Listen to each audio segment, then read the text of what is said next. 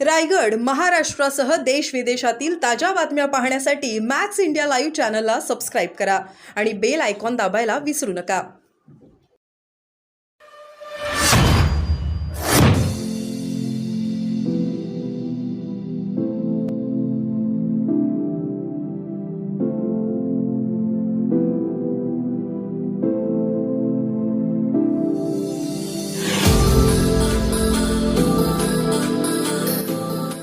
Chargesheet ईडीने दाखल केली आहे आणि ही चार्जशीट रद्द झालेली नाही. आयकर विभागाने अनिल परबवर फौजदारी आणि दिवाणी म्हणजे civil and criminal both action taken, त्या कारवाईला स्टे मिळालेला नाही.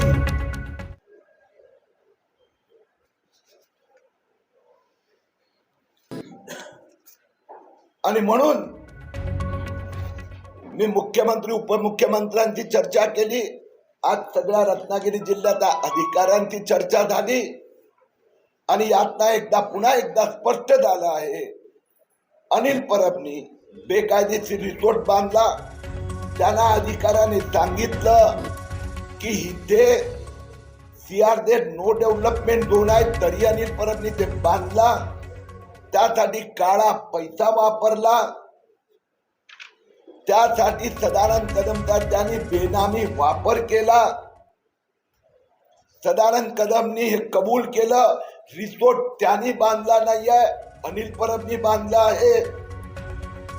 परंतु आता त्याचा ताबा सदानंद कदमकडे असल्यामुळे सदानंद कदमनी हा अनधिकृत भाग पाडण्यासाठी कोर्टाला संमती दाखवली आहे. म्हणजे किरीट तुम्ही पहिल्या दिवसापासून म्हणतायत हा रिसोर्ट बेकायदेशीर आहे. जानेवारी 2023 मध्ये त्या रिसोर्टचा पुढचा जो हिस्सा होता, जो समुद्राची जमीन गिळंकृत करण्यात आली होती, तिथे त्यांनी रिसेप्शन बांधलं होतं, ते पाडण्यात आलं. पार्ट नंबर 2 आता दुसरा हिस्सा, जे परमिशन एवढी मिळाली होती ती पण महसूल विभागाने CRZ नव्हती दिली, नाकारली होती.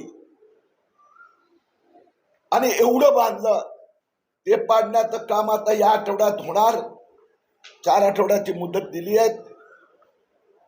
राज्य प्रशासनाने जिल्हाधिकारी कार्यालयाने सांगितलं की आम्ही त्यांना नोटीस देत आहोत की हा CRZचा भाग आहे आणि म्हणून त्याला पाडताना नियम पाळावे लागणार. मलबा कसं पाडणार, कसं तोडणार, त्याची मंजुरी घ्यावी लागणार. आणि मी सदानंद कदम आणि अनिल परबला चेतावणी देतोय, तो CRZ नो डेव्हलपमेंट भाग आहे. पर्यावरण मंत्रालयाची विभागाची परमिशन घेतल्याशिवाय हे कसं पाडणार, ज्याच्यामुळे पर्यावरणाचं नुकसान होणार नाही. आणि मलबा कुठे, गाळ कुठे टाकणार, याची पहिली परवानगी घेतल्यानंतरच तोडकाम सुरू करता येणार. पोलिसांनी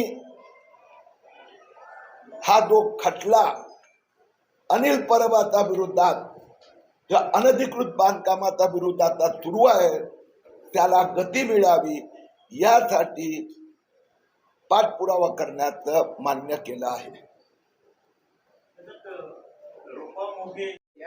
याच्यामध्ये त्याला जास्तीत जास्त फौजदारी गुन्हा केला तर ती शिक्षा किती होऊ शकते? त्यात 7 प्रकारचे गुन्हे दाखल झालेले आहेत. तर प्रत्येक कायदा वेगळा आहे. म्हणजे ईडी मध्ये 10,63,00,000, तर त्यात 11 महिन्यानंतर बेल मिळाला. म्हणून बेलच मिळायला 11 महिने लागला. तर ते काही न्यायालयाबद्दल नाही बोलता येत, ते सगळं लाईव्ह चालू आहे. पण त्यात 2 ते 5 वर्षापर्यंत सदा होऊ शकते असं तरतूद आहे. दुसरी गोष्ट, अनिल परबच्या विरोधात 2 तक्रार आहेत.